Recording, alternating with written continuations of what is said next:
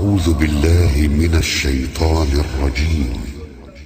بسم الله الرحمن الرحيم. إذا وقعت الواقعة ليس لوقعتها كاذبة خافضة رافعة إذا رجت الأرض رجا وبست الجبال بسا فكانت هباء منبثا وكنتم أزواجا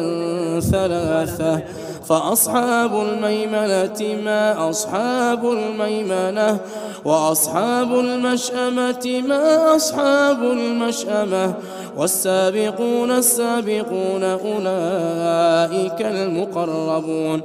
في جنات النعيم ثلة من الأولين وقليل من الآخرين على سرر موضونة متكئين عليها متقابلين يطوف عليهم ولدان مخلدون بأكواب وأباريق وكأس من معين لا يصدعون عنها ولا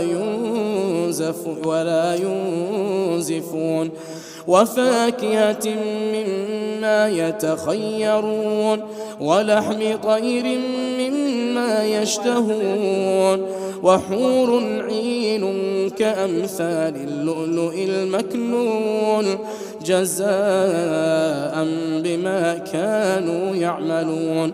لا يسمعون فيها لغوا ولا تأثيما إلا قيلا سلاما سلاما وأصحاب اليمين ما أصحاب اليمين في سدر مخضود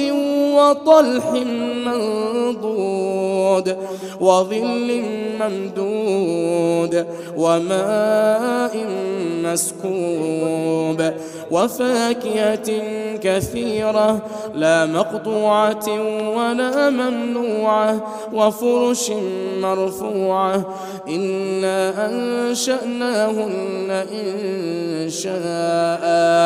فجعلناهن أبكارا عربا أترابا لأصحاب اليمين ثلة من الأولين وثلة من الآخرين وأصحاب الشمال ما أصحاب الشمال في سموم وحميم وظل من يحموم لا بارد ولا كريم إنهم كانوا قبل ذلك مترفين وكانوا يصرون على الحنث العظيم وكانوا يقولون أئذا متنا وكنا ترابا وعظاما أئنا لمبعوثون أو آباؤنا الأولون قل إن الأولين والآخرين لمجموعون إلى ميقات يوم معلوم ثم إنكم أيها الضالون المكذبون لآكلون من شجر من زقوم فمالئون منها البطون فشاربون عليه من الحميم فشاربون شرب الهيم هذا نزلهم يوم الدين نحن خلقناكم فلولا تصدقون أفرأيتم ما تمنون أأنتم تخلقونه أم نحن الخالقون نحن قدرنا بينكم الموت وما نحن بمسبوقين على أن نبدل أمثالكم وننشئكم فيما لا تعلمون ولقد علمتم النشأة الأولى فلولا تذكرون أفرأيتم ما تحرثون أأنتم تزرعونه أم نحن الزارعون لو نشاء لجعلناه حطاما فظلتم تفكهون